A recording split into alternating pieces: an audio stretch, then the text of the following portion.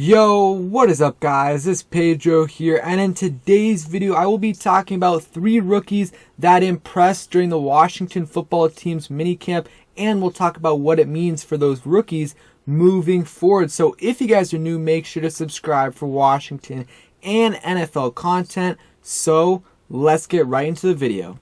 And shout out to Ed Oliver. I saw him do 2 videos similar to this on his channel where he talked about 5 players that impressed during the Washington football team's minicamp and OTAs, but I'm just doing rookies today. Let me know if you guys want me to do, make sure you guys check out Ed Oliver's video. So let's go ahead and get started. So week 1 of the Washington football team's minicamp just finished up. I mean, they only had 1 week, so now training camp is next in late July. So we have a lot of time left, but I wanted to talk about, some rookies that impressed so far during minicamp. So this is really only off of the last 3 days. I know others have impressed, in rookie minicamp and in OTAs, but today we're just talking about minicamp. And the number 1 guy is definitely Benjamin St-Juste. We heard about him so much, especially on day 2 of the Washington football team's minicamp. He had so many pass breakups,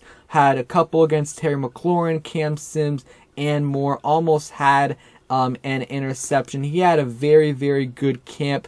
His length allows him to get a lot of these pass breakups, which is going to be really, really helpful in the NFL. Let's hope he can also get some picks as well. And, ideally, with Benjamin St-Juste, you have him on the outside, William Jackson on the other side, and then Kendall Fuller in the slot. So I was thinking that would be more of a 2022 thing, but with the way he's been playing so far, it's possible that that could start as early as this season. And with everything, we got to take things with a grain of salt with all of these players, just because, it's not padded, so they can't be as physical. But this is what we got so far, so we do have to make some conclusions.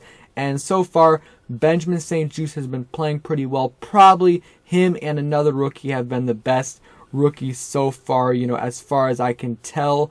And I hope he continues to progress. We got 6-7 weeks until training camp, so let's hope, he continues to progress. If he can be a good outside corner for us, I mean, that's a scary cornerback trio with Benjamin St-Juste, Kendall, and William Jackson playing behind our front 7 is going to be very, very scary for opposing offenses. So cannot wait to see what he continues to do on the field. So the next player is going to be Dax Milne. So I could have gone with a couple other players here. Jarrett Patterson has been, playing pretty well in minicamp, but I think Dax Milne has surprised me a little bit. He looks much quicker than his 40-yard dash time says, and I'll play a clip right here from practice. But he also has pretty good hands. He's going to be reliable for you, a little bit more athletic than you think. You see right there him able to get both of those feet in balance and make the really, really nice catch.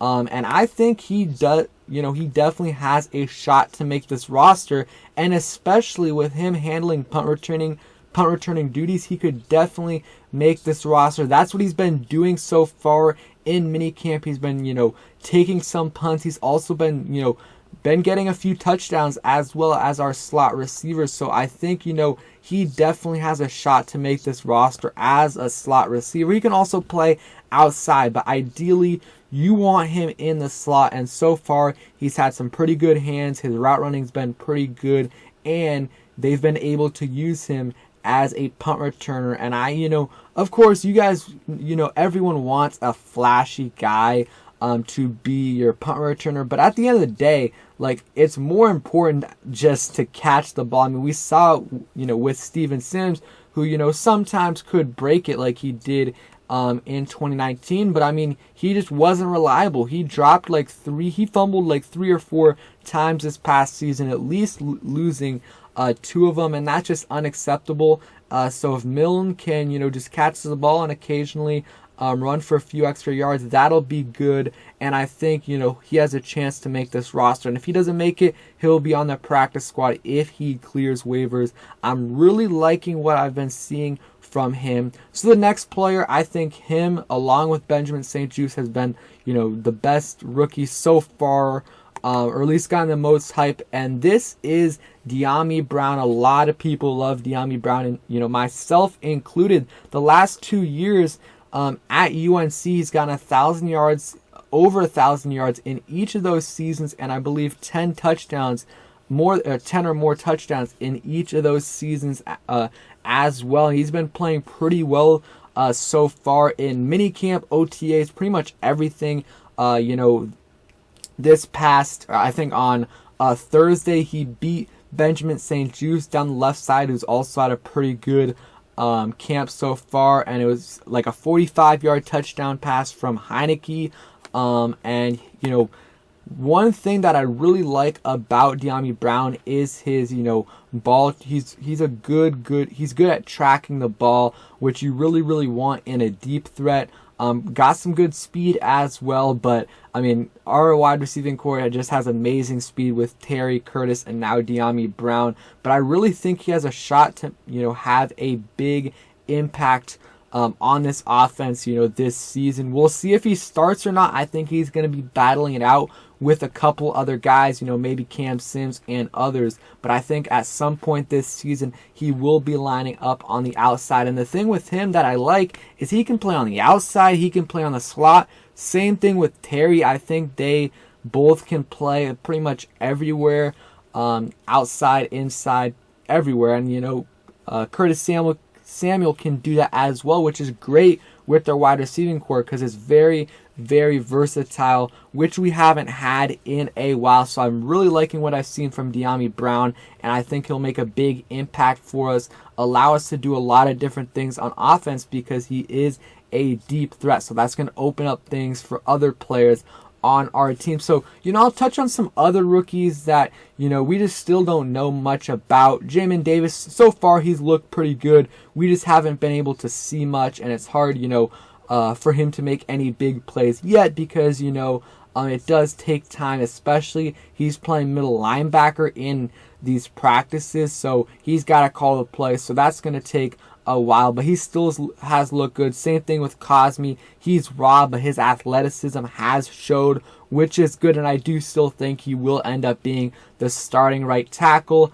And then Jarrett Patterson was the other guy I was going to go with. He's had a good camp, especially as a pass-catching back.